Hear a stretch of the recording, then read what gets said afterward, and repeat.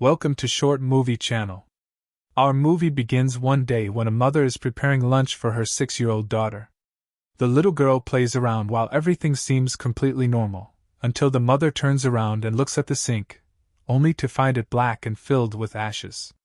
She takes a moment to process what she's seeing, then starts looking around. Suddenly, she realizes the entire kitchen has transformed into a pile of ash, as if it had burned down. Shocked, the mother immediately looks for her daughter, but even the little girl, who was right there just a second ago, has vanished. Panic sets in, and she rushes toward the bedroom. There, she's met with another shocking surprise. Her 6-year-old daughter has somehow gone back in time and is now only 3 years old. She's sitting in the room, which has also reverted to the old decor it had 3 years ago. The mother screams, grabs her daughter, and rushes out of the house. Outside, she finds a group of people gathered, staring in disbelief at the building. Just like in the kitchen, the entire building appears burned down, but without any visible fire. The whole city seems to have gone back in time by several years. Since there was a fire in that building 3 years ago, the house now looks exactly as it did after the fire. Suddenly, the building transforms again, and everyone gasps as they watch it return to its original state, just as it was before. Right after that, the little girl returns to her normal age, 6 years old, just as she was before all of this happened. The residents waste no time calling the police to investigate this bizarre event. In the next scene, we meet Detective Olivia, who, along with her team, arrives to investigate. As they examine the site, they discover that some parts of the house remain completely untouched, with no signs of fire, while others are completely burned down.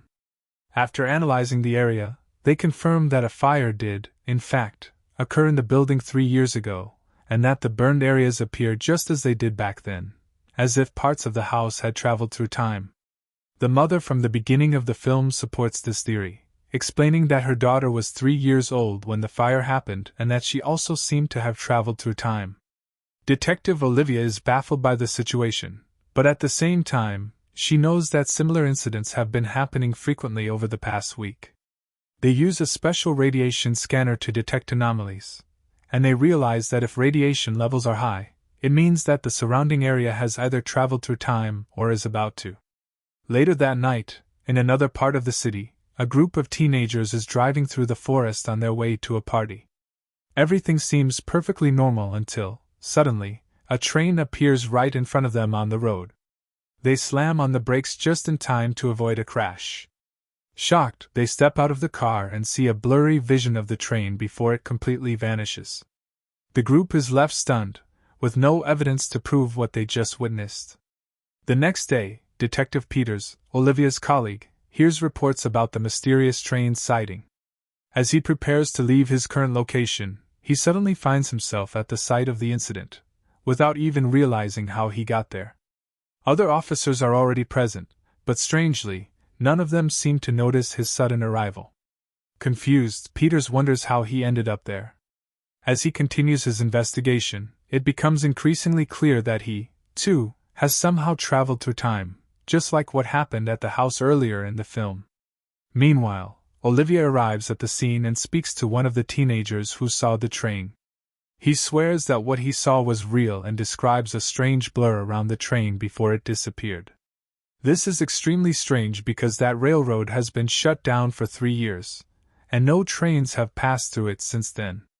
Peter scans the area using the radiation detector and discovers that the front part of the car has changed because it came into contact with the energy surrounding the train.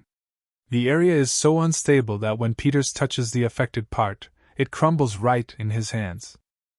He goes back to his colleagues to tell them what he discovered, but suddenly, he finds himself in a car with them, heading to the site. That's when he realizes that he somehow jumped into the future. When he was walking out of the station earlier, he was in one moment, but now he's in the present. This phenomenon is the strangest thing he has ever seen in his life, and since he has no explanation for it, he is forced to accept it. However, he doesn't ask Olivia for help. When his colleagues notice the change in him, they ask what happened. Peter tells them that the car contains high levels of radiation, which is completely unnatural.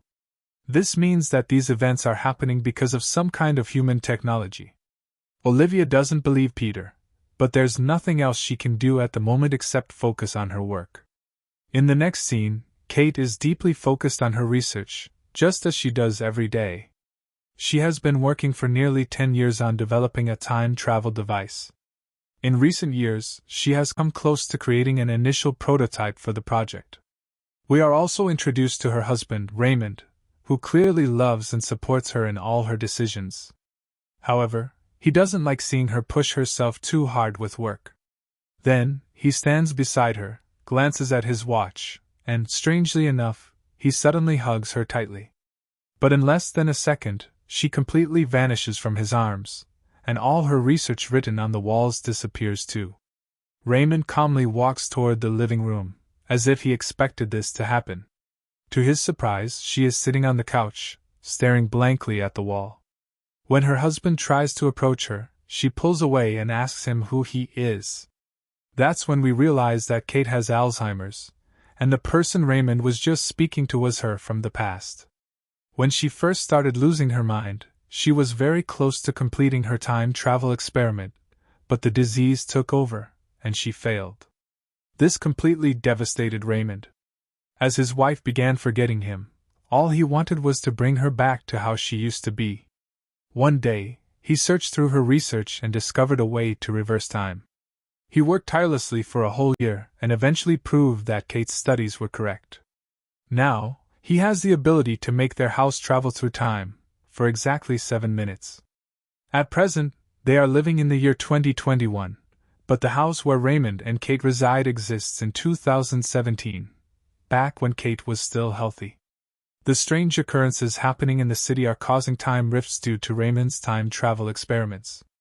The first time he activated the device, it released a massive amount of neuroradiation in different parts of the city. That's why people have been randomly jumping through time for the past month. Meanwhile, Peter, Olivia, and their colleagues are trying to uncover the connection between the locations where these strange events occurred.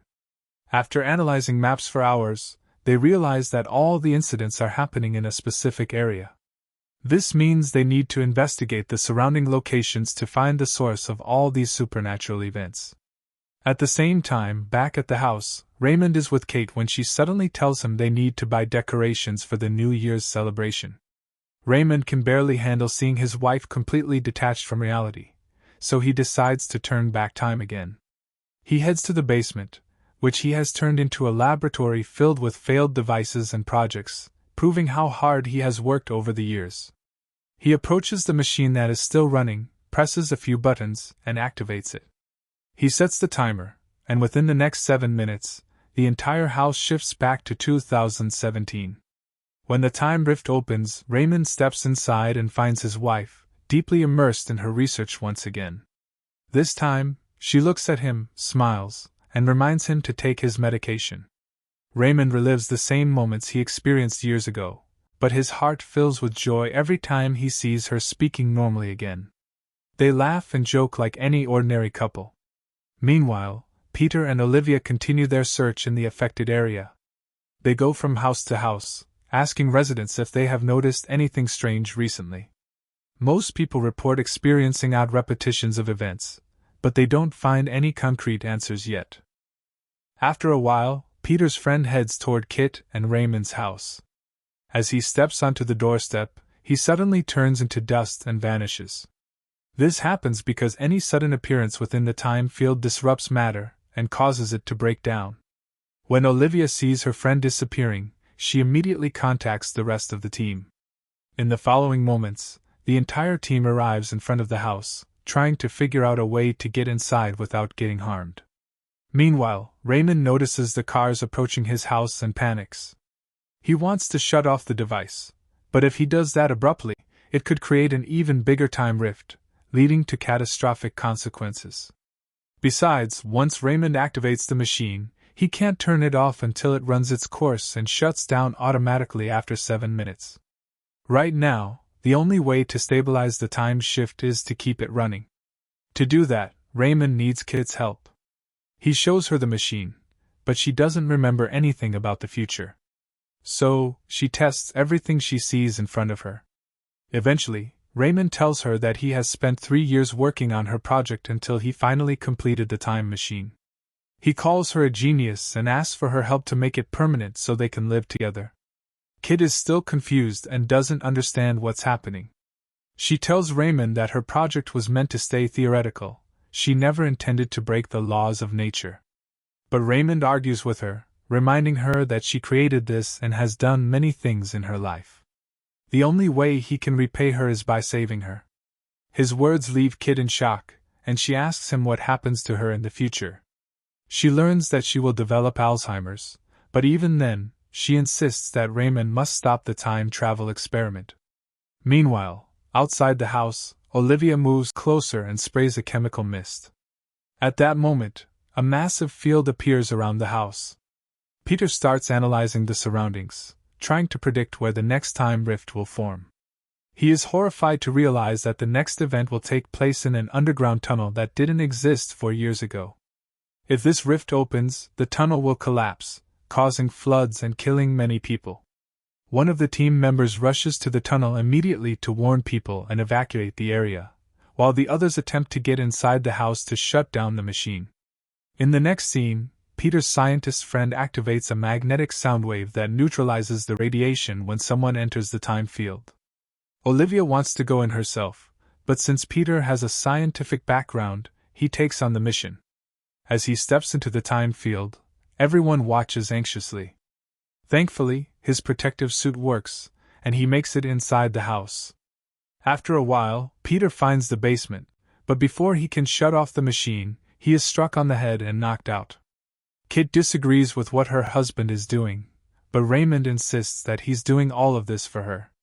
Meanwhile, in the tunnel, people are watching in disbelief as water begins appearing, defying all the laws of physics. Inside the house, Kit begs Raymond not to throw his life away and to stay with her, but they fail to notice that Peter has regained consciousness. Suddenly, he appears in front of them, holding a baseball bat. He tries to turn off the machine, but Raymond stops him because shutting it down too quickly would create a massive time rift. Peter tells Kit about the tunnel and how many people will die if the machine keeps running. Kit immediately agrees to shut it down, but only if the authorities don't arrest Raymond for what happened. At this point, Peter prioritizes saving lives over everything else and agrees to negotiate with the officials.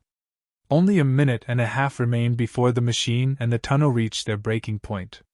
As the final moments tick down, the equation is completed, the time bubble around the house vanishes, and the tunnel is saved. The next day, the house is emptied, and all the equipment is confiscated, just as they had agreed. After everyone leaves, Raymond reopens an old notebook, hoping to rebuild the machine. But this time, he finds that Kit has scribbled over the equations to stop him from making the same mistake again. In the final scene, Raymond reads a letter Kit left him. She tells him to repay her not by fixing the machine, but by loving her and living his life after she's gone. And that's the end of the story. If you enjoyed the movie, don't forget to like the video and subscribe to the channel.